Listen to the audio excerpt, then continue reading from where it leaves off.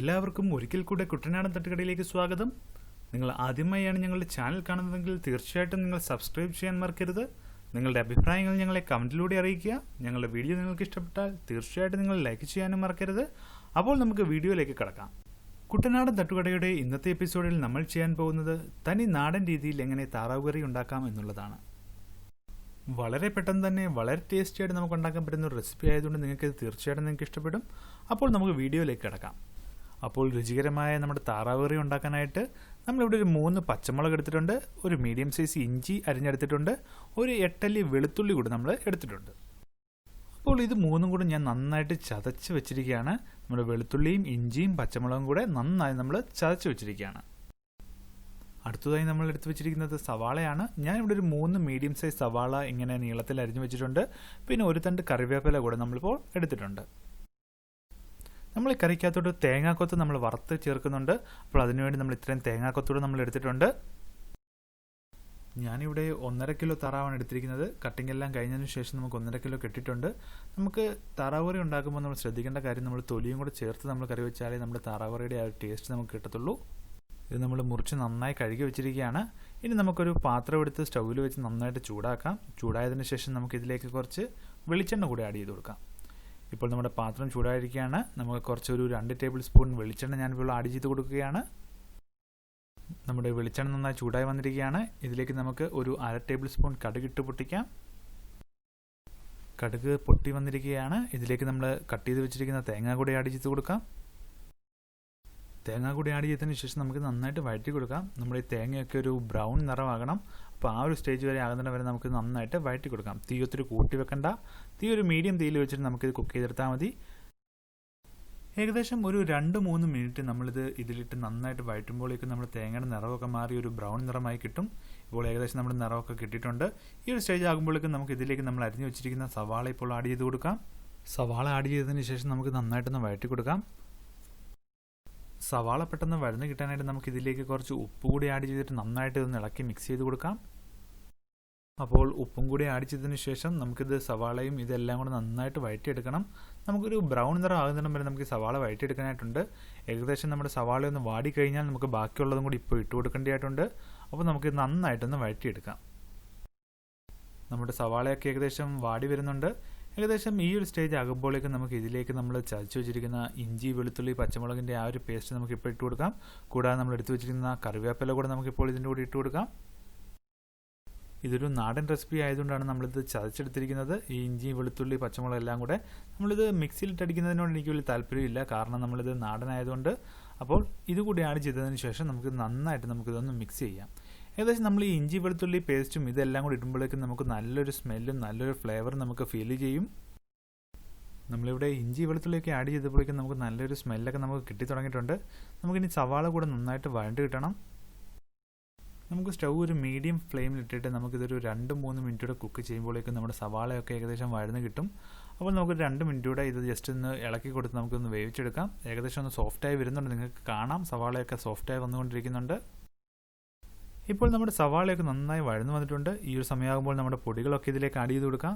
ഞാനൊരു 4 ടീസ്പൂൺ മല്ലിപ്പൊടി ഞാനിപ്പോൾ ഇതിലേക്ക് ആഡ് ചെയ്യുകയാണ്. ഞാനിവിടെ 1.5 കിലോ താറാവാണ് എടുത്തിരിക്കുന്നത്. അപ്പോൾ അതനുസരിച്ചുള്ള പൊടികളാണ് ഞാൻ ആഡ് ചെയ്ത് കൊടുക്കുന്നത്. നിങ്ങളുടെ ക്വാണ്ടിറ്റി അനുസരിച്ച് നിങ്ങൾക്ക് കൂട്ടുകയും കുറയ്ക്കുകയും ചെയ്യാം. നമുക്കൊരു 1/2 ടീസ്പൂൺ മഞ്ഞൾപ്പൊടി കൂടി ഇപ്പോൾ ആഡ് ചെയ്ത് കൊടുക്കാം. എന്നിട്ട് ഇത് നന്നായിട്ട് നമുക്കൊന്ന് മിക്സ് ചെയ്യാം. നമുക്ക് നന്നായിട്ടൊന്ന് വഴറ്റി കൊടുക്കാം. ഈ പൊടികളുടെയൊക്കെ ഒരു പച്ചമണം പച്ചക്കുത്തൊക്കെ പോകുന്നിടം വരെ നമുക്കിതൊന്ന് വഴറ്റി കൊടുക്കണം. നമുക്ക് നന്നായിട്ടൊന്ന് വഴറ്റി കൊടുക്കാം. ഇപ്പോൾ നമ്മുടെ പച്ചമണമൊക്കെ ഏകദേശം മാറി വന്നിരിക്കുകയാണ്. ഇപ്പോൾ നമുക്ക് ഇതിലേക്ക് ഒരു 1 ടീസ്പൂൺ നല്ല മുളക് കൂടി ആഡ് ചെയ്ത് കൊടുക്കാം. ഇവിടെ ഞാൻ എരിവൽപ്പം കുറഞ്ഞ രീതിയിലാണ് ഉണ്ടാക്കുന്നത്, അതുകൊണ്ടാണ് ഞാൻ 1 ടീസ്പൂൺ മുളക് പൊടി ഇട്ടിരിക്കുന്നത്. നിങ്ങളുടെ എരിവിനനുസരിച്ച് നിങ്ങൾക്ക് മുളക് പൊടിയുടെ അളവ് കൂട്ടുകയും കുറയ്ക്കുകയും ചെയ്യാം.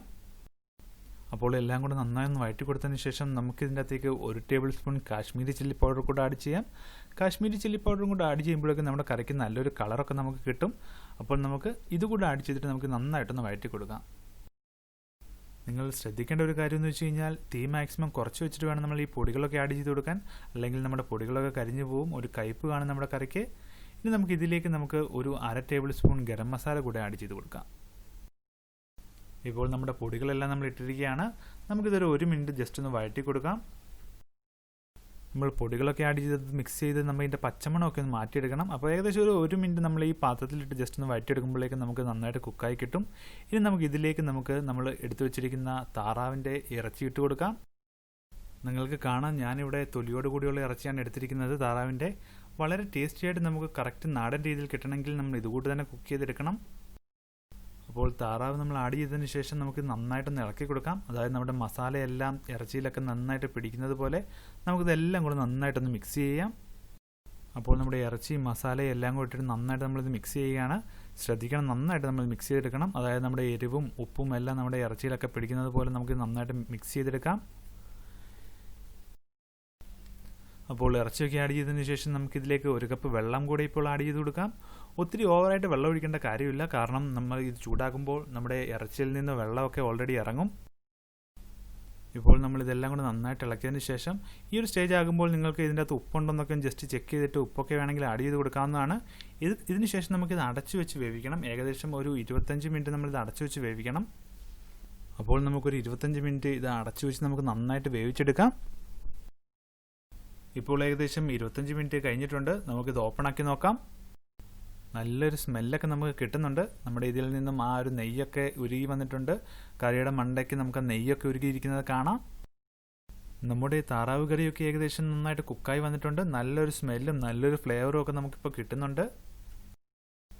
ഇതിനുശേഷം നമുക്കിതിലേക്ക് ഒരു 1/2 ടേബിൾ സ്പൂൺ കുരുമുളക് പൊടി കൂടി ആഡ് ചെയ്ത് കൊടുക്കാൻ. കുരുമുളക് പൊടി നമ്മളിതുവരെ ആഡ് ചെയ്തിട്ടില്ല. നമ്മുടെ തനി നാടൻ കറി ആയതുകൊണ്ട് കുരുമുളക് പൊടി ആഡ് ചെയ്യുന്നത് നമ്മുടെ കറിക്ക് നല്ലൊരു ടേസ്റ്റ് നമുക്ക് കൊടുക്കും. ഇതുകൂടി ആഡ് ചെയ്തതിന് ശേഷം നമുക്ക് നന്നായിട്ടൊന്ന് ഇളക്കി കൊടുക്കാം. ഇവിടെ വെച്ച് നമുക്ക് ഇതിൻ്റെ ടേസ്റ്റൊക്കെ ചെക്ക് ചെയ്ത് നോക്കുക. മസാല വല്ലതും കുറവുണ്ടെങ്കിൽ കുറച്ച് ഗരം മസാല കൂടി നമുക്കിപ്പോൾ ആഡ് ചെയ്തുകൊണ്ട് കുഴപ്പമൊന്നുമില്ല. ഗരം മസാലയും കുരുമുളക് പൊടിയും നമുക്ക് കുക്ക് ചെയ്തതിന് ശേഷം നമുക്ക് ഇട്ടാലും കുഴപ്പമൊന്നുമില്ല. അപ്പോൾ ആദ്യം തന്നെ ഇടണമെന്ന് നിർബന്ധമൊന്നും ഇല്ലാത്ത 2 പൊടികളാണ്. അപ്പോൾ അതുകൂടി നമുക്ക് ചെക്ക് ചെയ്ത് നോക്കുക. എന്നിട്ട് നമുക്കിത് ഒരു 5 മിനിറ്റ് കൂടി ഇത് അടച്ചു വെച്ചൊന്ന് കുക്ക് ചെയ്യാം. അപ്പോൾ നമ്മൾ 5 മിനിറ്റിന് ശേഷം നമ്മളിത് ഓപ്പൺ ചെയ്തിരിക്കുകയാണ്.